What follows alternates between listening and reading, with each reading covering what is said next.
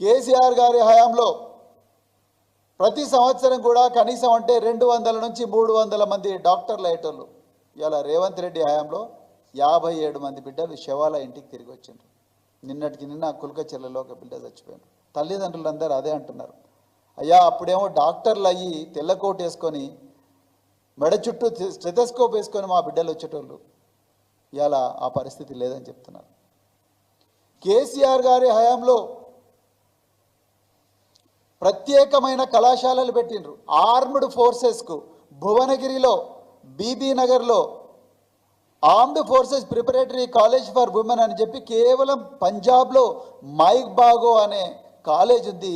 ఆ మైబాగో అనే కాలేజీని చూసి దాంట్లో 3 రోజులు పూర్తిగా పరిశోధన చేసి దానికన్నా బాగా చేయాలని చెప్పేసి major Usha Sharma, colonel CN Reddy గారు అందరు కలిసి ప్లాన్ చేసి ఇక్కడ armed forces preparatory college SC